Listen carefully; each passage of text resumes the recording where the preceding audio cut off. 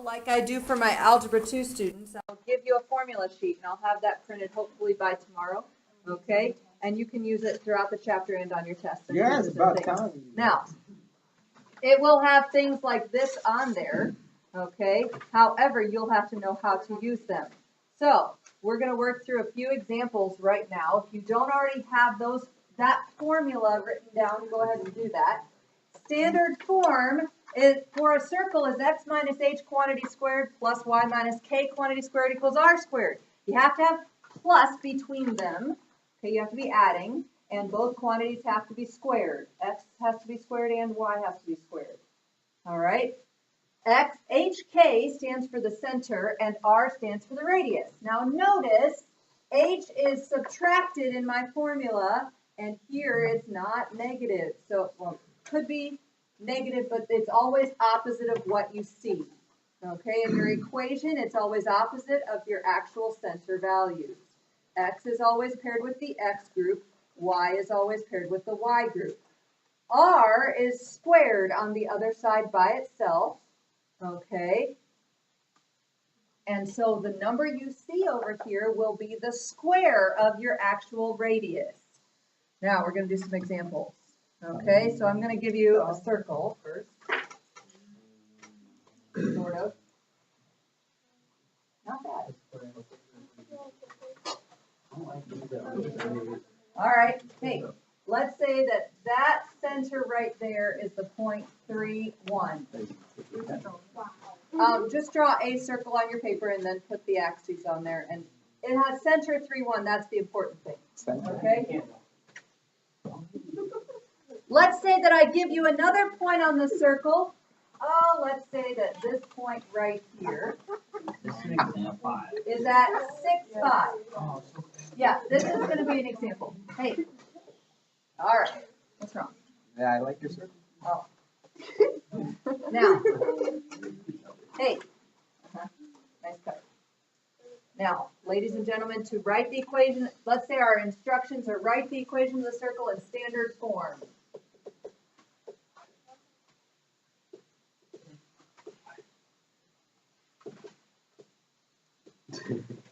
So to write the equation of the circle in standard form, we need two pieces of information. We need the center and the radius. We have the center. We do. We have the center. So I'm going to set up my template. This chapter I'm going to be doing a lot with templates because then you don't drop negatives and things like that. So quantity squared x minus blank. We have to fill in that blank. Plus y minus something squared equals r squared. So now I have three things to fill in. Those are the pieces of information I need.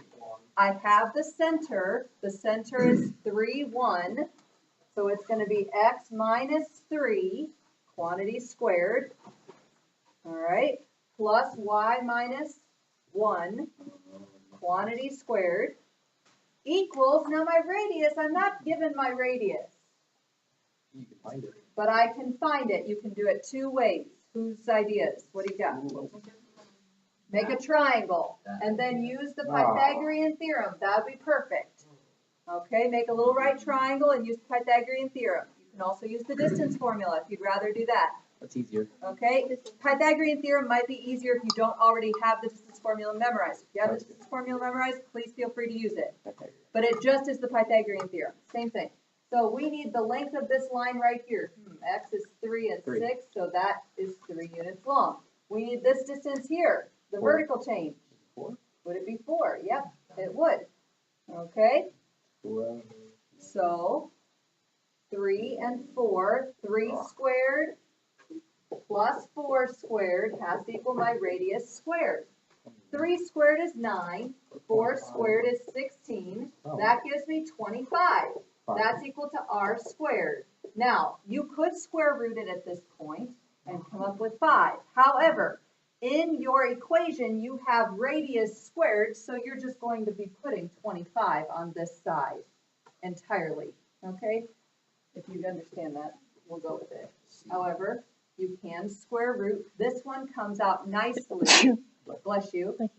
if the square root does not come out nicely, just leave it alone because you're going to be squaring it in your equation. So the square root is going to cancel out anyway. Okay, so 5 equals r. So 5 squared is going to give me 25. So I get x minus 3 quantity squared plus y minus 1 quantity squared equals 25. For my answer, this is the equation in standard form of my circle. 25 is not your radius. The square root of 25 is your radius. That's a common mistake I see people make. All right? And your center would be 3, 1, because it's the opposite of what you see. All right. We're going to do another example. 25. Any other questions on that first example? That's all you have to do. Get it in that form. Now, what happens if you're not given the information directly? Like, what happens if you're not given the center or the radius? Well, you have to find the center or the center. The radius we just found. That's not too bad if you know the center. Okay? But one that's even more complicated for people than finding the center is, what do I do when I'm given an equation of a circle and told to put it in standard form, but I don't already have these nice squared groups? Oh. So we're going to do that right now. Okay, so here's one example, and we're going to be working with this the entire way through this chapter. Okay, so write the equation of the circle in standard form. So standard form is over there.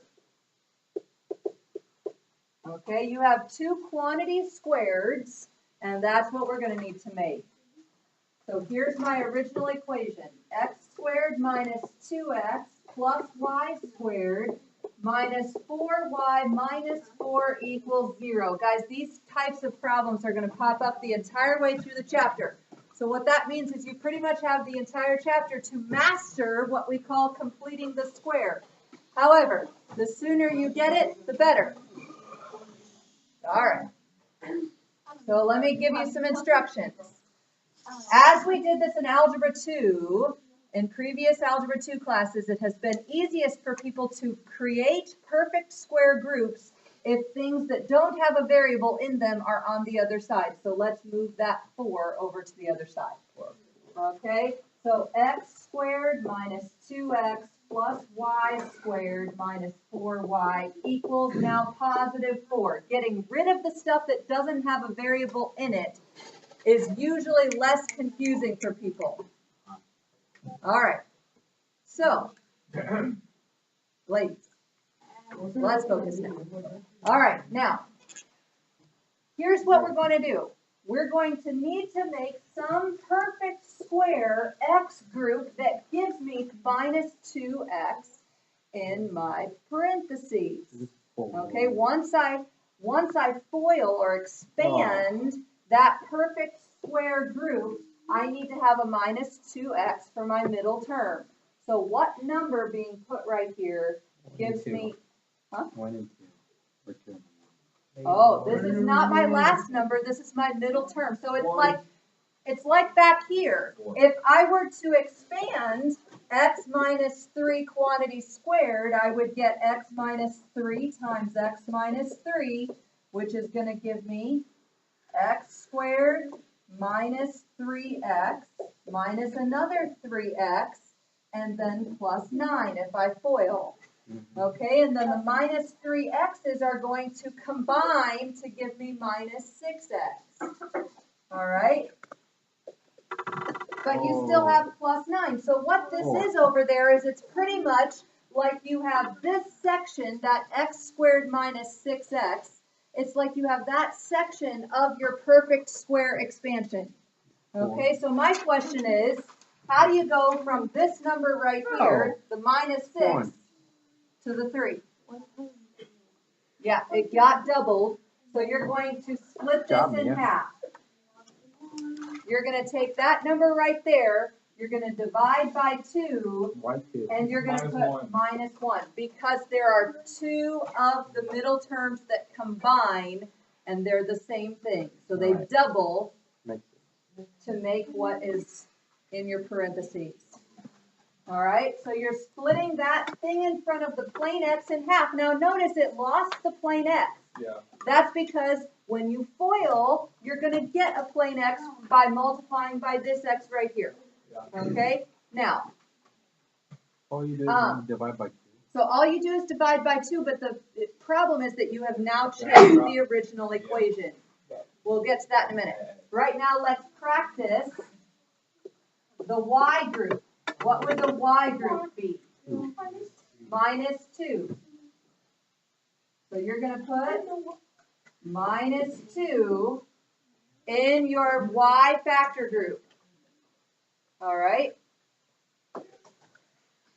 But like I said, notice you still get this third term over here. You get this +9. All right? We didn't have a plus. This would give me a +1. We didn't have a +1 next to this x group in the original.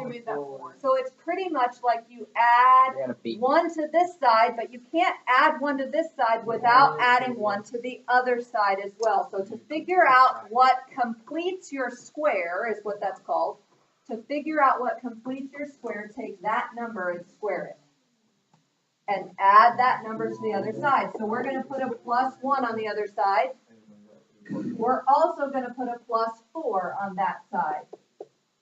Because we have to complete the square. You have to balance the equation. You have to stay the same equation that you started with. You can't change your original given equation. Yeah. You just change the way it looks. So that equals 9. And this right here is your final answer. The square is completed. We do not, in this section, have any numbers in front of our perfect square factor groups yet. We will get there, but for right now, it's going to stay very, very basic. Yeah, Josh. You want to make it 3 squared instead of 9? It doesn't matter. However, what you can do from here is you can pick out your center and your radius, in which case you would need to square root the 9 to come up with the radius. But no, the original standard form, you don't need to have the radius value squared shown. You can just list it as the number that it is, and it's accepted then that the radius is the square root of that number's appearance. Oh, this is going to be fun. Yeah, it is. All right.